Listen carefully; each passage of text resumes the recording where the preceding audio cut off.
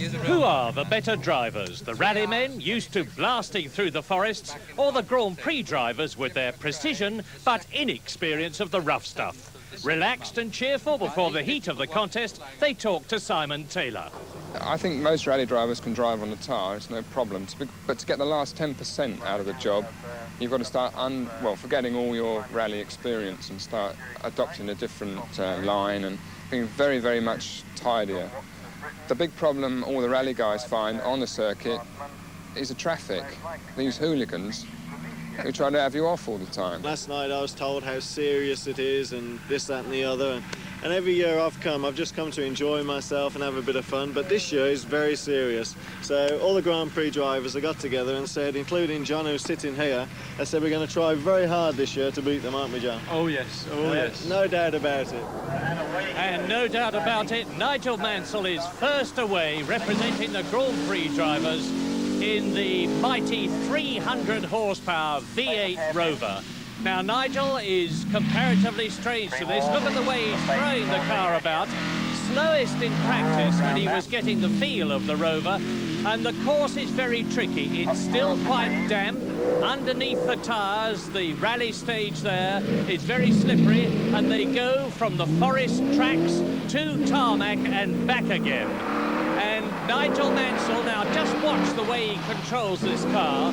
It's a very, very powerful motor car. 5-speed, it's big, it's comparatively heavy for a rally car, but it handles absolutely superbly. And Nigel Mansell certainly seems to have got the feel of it as he comes towards us, through the wood, away again, letting the back drift out again, down towards the crowd, into the right-hander, and soon back onto the tarmac where he can really feed the power through.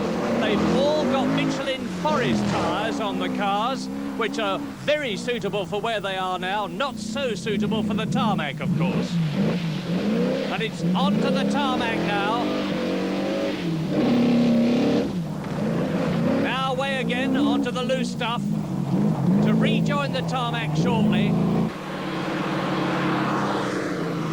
Through the S-bend at the top, past the bales, and Nigel Mansell clips them. He's onto the tarmac now, dropping down to the descent. This is the quickest part of the course, right down through the gearbox into first gear, locks the wheels and gets it too far round. He's lost time there, but it's 2 minutes and 2 seconds to the hairpin, and that's going to be our checkpoint time for all the drivers. And Nigel Mansell is almost home now. He goes into the loop here, back onto the tarmac, gets his foot hard down. Now he's going to fling it left. Watch the back step out as Nigel feeds the power in. Straightens it out, goes onto the grass a bit, into a right-hander now, and then under the finish banner, and we'll see what the time is. 2 minutes, 41.7 seconds.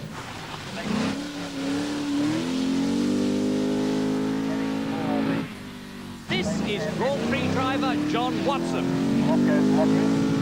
Yes, I'm just watching now. The man who has driven in the McRae Grand Prix team for so long, but as I talk is still looking for a Grand Prix drive in 1984. The most experienced Grand Prix driver of them all at the present moment.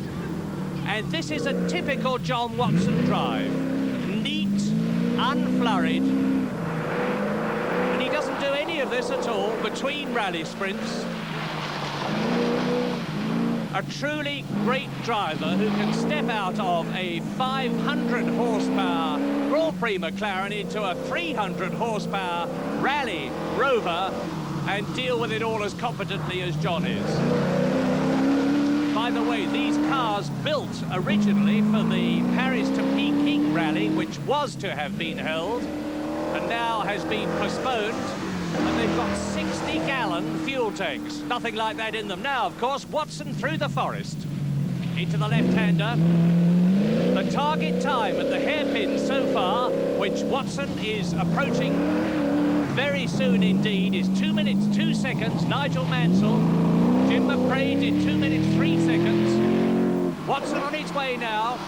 Past the bales, right, left, right again, onto the tarmac, over the crest, down the hill, approaching the hairpin, down through the gearbox, lock round to the right, and same time as he stops, but not for as long as McRae did. 2 minutes, 3 seconds, exactly the same time as Jimmy McRae. But you remember, McRae stopped, McRae went very wide here. John Watson has kept it going. He should be quicker than McRae over the entire stage, but we'll see. 2 minutes 43.9, Jim McRae. 2 minutes 41.7, Nigel Mansell, the fastest yet. Watson approaching the last corner. Under the banner, and it is 2 minutes 41.5, the fastest yet for John Watson.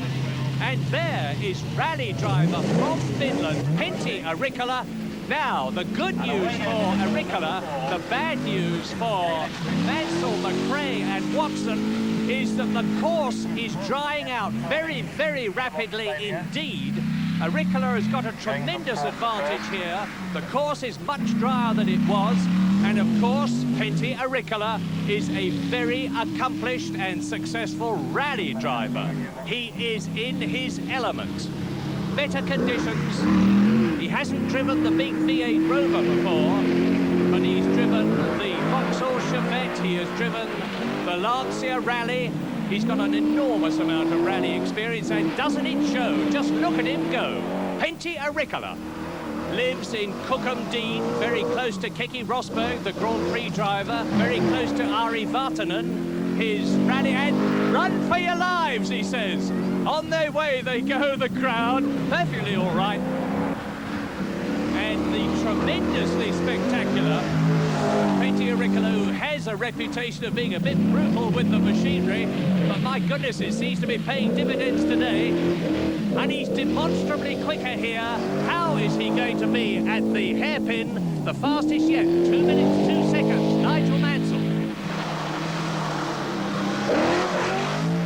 Pentti nudges one of the bales. Now we're going to see down the hill into the hairpin, and this is very quick indeed. And he's kept it going. 1 minute 52 seconds compared with Nigel Mansell's 2 minutes and 2 seconds. That's how much quicker the course is. Plus, of course, Pentti Arikkala being a very accomplished rally driver. So, the fastest time so far, 2 minutes 41.5, John Watson. Pentti Arikkala, revelling in the drier condition, is almost there. There's the banner. And what a time, 2 minutes 27.4. That's 14 seconds faster than John Watson. And now here is the first timer. This is Derek Warwick, Grand Prix driver, late of the Tolman team. And in 1984, he is driving for the Renault Formula One Grand Prix team on equal status with Patrick Tambay, and is a potential British world champion. But this is the first time he has driven on a rally stage like this.